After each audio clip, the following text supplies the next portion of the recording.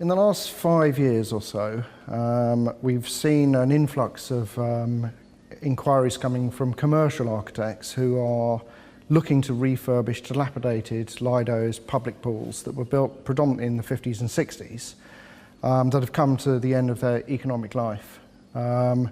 So as a principle, we deal with these by helping the architect through a process of deciding whether they are economically viable in the first instance and whether we can help them in a design process to make them economically viable. There are a number of ways of making commercial pools more economically viable. One needs to look at the first instance. What is the building? Is it an outdoor pool? Is it an indoor pool? Is it a Lido? Once we've established what it was, we need to get an understanding of what it's going to become to make it an economically viable project for not just the users, but the whole community, and of course the people that run the project.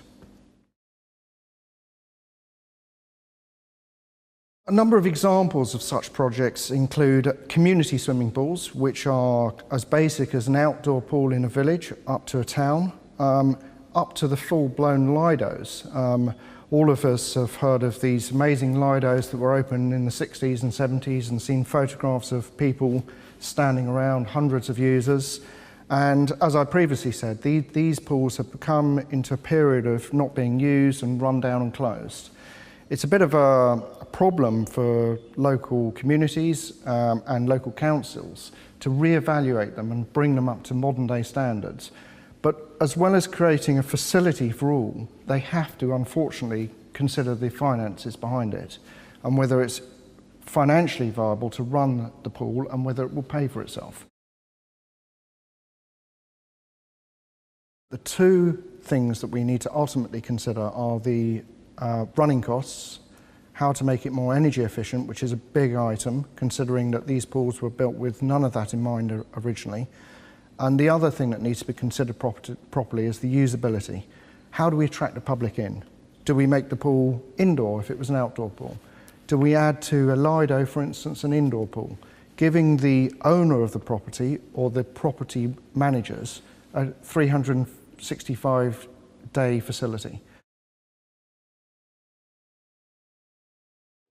Once the financial aspect of any project is fully considered and understood, and the decision has been made to develop it a certain way, for instance, as I said before, adding an indoor pool to a Lido or converting an outdoor pool into an indoor pool, then one needs to consider properly the energy consumption and the environmental impact of undertaking such a project.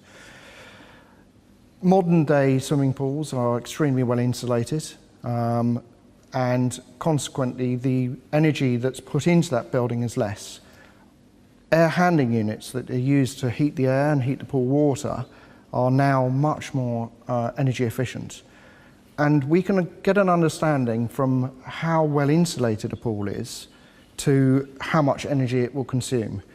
This gives us ultimately a figure that we can put towards the project managers or the design team, who can then transmit that information into a financial plan for the whole proposal. Whether you're a community group, a hotel, a Lido, a local authority, it's imperative that you work with professionals like Guncast from the concept, from the inception of the scheme to design to completion, so that you're well supported throughout the design and financial process to deliver a product to the community that is correct, functions and has longevity.